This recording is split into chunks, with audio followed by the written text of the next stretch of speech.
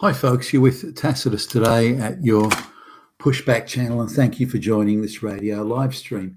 In this essay, I'd like to talk about election rigging and election fixing, and comparing, say, first world countries to the third world banana republics, and the different ways that elections are handled and scrutinised and compiled and collated and counted and so on. So just looking at those two now,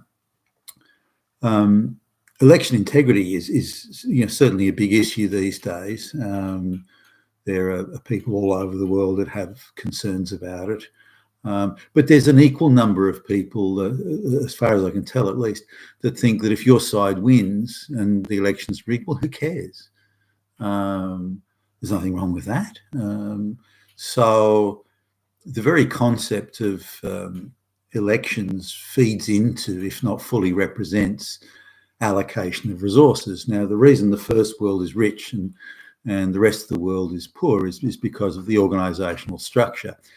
First world countries are able to better organise their societies, as in more effectively organising, more efficiently organise their societies, and so they can achieve, or they can allocate resources more efficiently, allocate resources based on merit. Now, no, it's not 100%,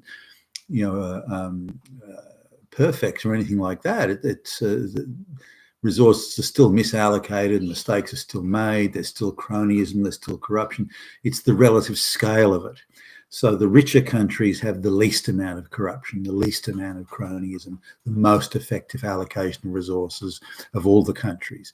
The poorer countries have the most cronyism, the most corruption, and the most inefficient allocation of resources. And that's where the wealth divide lies.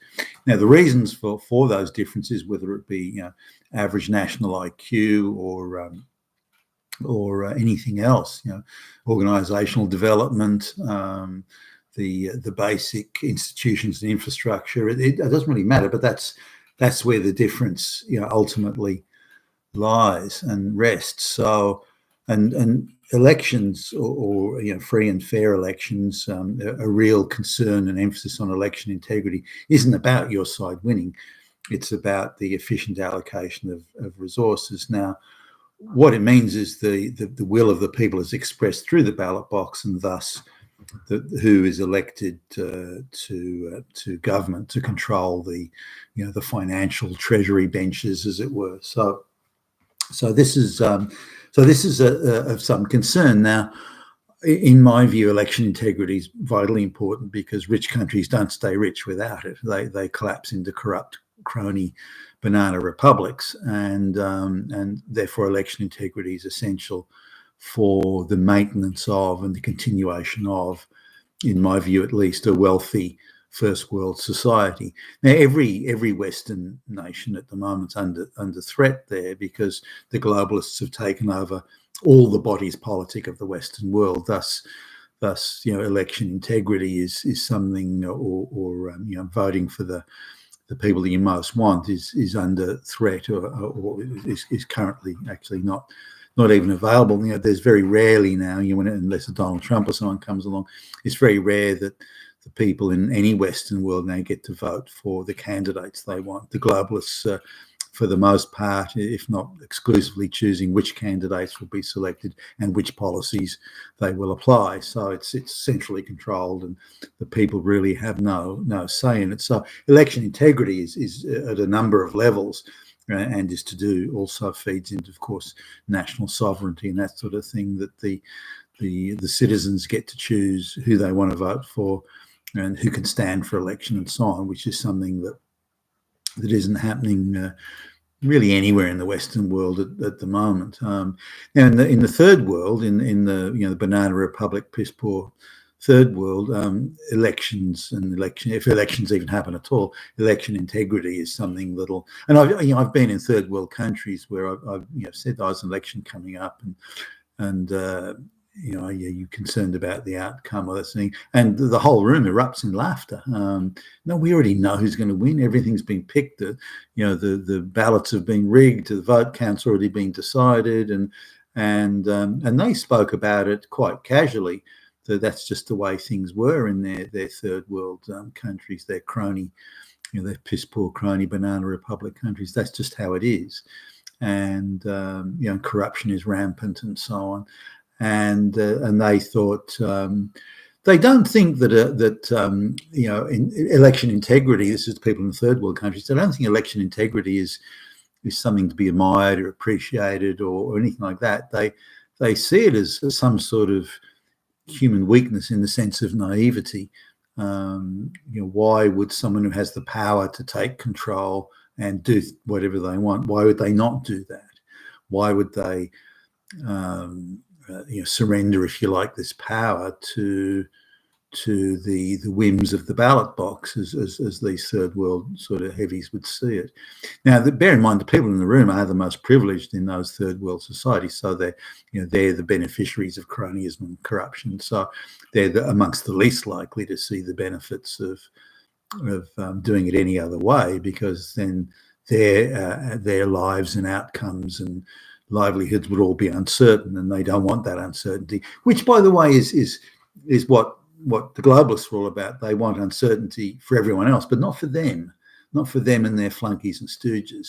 They want an absolute certainty of outcome for themselves in terms of the money and the profits and everything else that they want to make. The idea of market competition creates uncertainty. The idea of elections where the people get to decide, it creates uncertainty. The idea of independent judges, judging a case on the facts and the merits, it creates uncertainty. So they want to sweep all, and have mostly done that already, when they want to sweep all that away because they want certainty. You can live with uncertainty, and it's too bad, but they don't want to live with uncertainty, which is why they're dismantling the entire Western structure. The Western structure is built on merit, and merit creates uncertainty because you don't know who's going to come first. Same as when the running race at the Olympic Games or something begins. Sure, there are people there who've got form, but you don't know the place that everyone's going to have.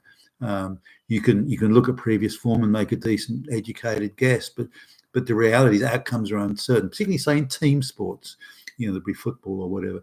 The outcomes are uncertain. So what the globalists want is certainty, and so anything that smacks of competition or facts or merit or allocation of resources based on merit, no, that's uncertainty for them, and they don't want it. That is so yesterday. They want to have a control of everything, all the levers of power, and they want the certainty that control gives them. So coming back to election integrity, now I know a little bit about this. I've written a couple of speeches about things relating to this for some federal politicians, and I've also been operated or been one of the operators on an electoral booth, as it's called in Australia, a voting centre, if you like, and also I've been like an assistant or a deputy scrutineer. Scrutineer meaning that you look at any vote that's in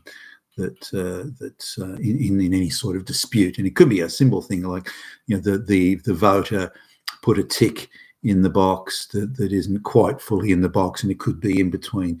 Maybe it's this candidate or that candidate. The tick isn't squarely in the right place. So, there's a postal vote to come in, but it hasn't got an address and that matches the vote or matches the electoral roll of the registered voters and things like that. So these come up, and then you're meant to as a scrutineer, you're meant to look at these and decide on the merits of the vote. Now, the scrutineer team is the independent electoral officer. That's the person that's meant to be administering that voting centre, and they're supposed to be absolutely politically impartial. Then there's the representative of each political party. So say there's three political parties that have candidates in that standing in that electoral district. Then they have each one of them has a representative and a deputy to scrutineer, as they call it, scrutinise, or scrutineer as it's called in Australia, scrutinise the votes. So they then all get together. The four parties get together. The three electoral guys the three political guys and the independent electoral commissioner, they get together and they look at each vote and they try and reach a decision themselves, and they'll physically hold up the voting document and yes, we can all agree that that's a vote for the such and such party or not. Now maybe it's disputed, and then the electoral commissioner gets a casting vote. But in the event that there can't be any consensus, a majority consensus, then the vote it's just discarded. It then becomes what's called an informal vote. In other words, it's not going to be assigned to anybody. And in some cases, the informal vote can be as high as 10%. And again, if agreement can't be reached. Now, if the electoral race for that district is very tight, where a handful of votes may decide it, then things like recounts or even court action can be taken in order to determine the outcome. Typically, that's rare, but it does happen. Now, so it's not easy, or wouldn't be easy, if you wanted to rig an election. It could be done, of course, and the third world folks do it effortlessly and quite skillfully, really. With great determination rather than skill, I should say. But the idea of fixing or rigging an election, it would take a lot of work. Firstly, you've got to infiltrate the supposedly apolitical electoral commission. So you've got to infiltrate them and place your people in the key positions. Now, the key positions you'd pick would be swing states or seats that were very, electoral districts that were quite marginal, where it wouldn't take that many votes to swing it either way. So you'd want your people installed there. So you'd have to do that. Now, that's a long process. Firstly, you've got to get right into the upper echelons and administration of the Electoral Commission in the same way that they penetrate, every other government institution, whether it be the halls of academia or anywhere else. So you've got to get your people at the top there. They then have to agree to then place their activist people in these electoral districts. Now, in the case of Australia, that could be, 20 or 30, electoral commissioners that would be activists who would be appointed in those districts. I'm not saying it has or hasn't happened, by the way, but I'm saying this is what would be needed. And then they in turn appoint vote counters that are also activists and will be relied upon to behave in the expected and required way when called upon to do so. But then you've even got more. You've then got to bypass the scrutineers. So someone has to agree to appoint at least a majority of scrutineers that are also activists. Now, this would take not just months, but years to put in place, all these sort of people. So this would have to be a very long-term plan. This isn't something that gets hatched 5 minutes before the election takes place. This is something that takes a lot of pre-planning, a lot of selecting the right people to put in these places who are quite happy to subvert election integrity and believe that they're morally virtuous and socially virtuous in doing so. I mean, that's a certain sort of person that does that. A sensible, reasonable person will say, hey, I'm not going to subvert the election. The will of the people is what's decided. But if you're told, well, those people, they're all white supremacists, Nazis, fascists. So by subverting the vote here, you're stopping Hitler. And this would be, people who can succumb to that nonsense are around, and you find them and appoint them into these roles. But it takes a lot of planning, a lot of people being placed in there, and a lot of people, looking the other way, it wouldn't be easy. It would be a long-term project that was planned, and I think it would be several years, because you've got to take over all the top positions in the Electoral Commission, all of them. You can't just have one or two. You've got to control the whole lot. And then appoint your own people. You've got to find them and appoint them and that sort of thing. So this is a project that would take years, but it could be done. But you'd need to have a lot of people in the political parties that were absolutely prepared to sell out their own citizens and their own country, and of course the electoral, the integrity of the election and so on. But I think there are examples around the world where it's happened in the Western world, and I think that and the planning that the globalists have put in place to do this, I think, started years ago, and now they've got the pieces in place pretty much everywhere to get whatever outcome they want. The only thing that's threatening them, and they're terrified of it, is if a Donald Trump comes along, and he might just upset everything, and they're terrified of that. And they will do anything to stop him. You've been with Tacitus today, your Pushback channel, and thank you for listening.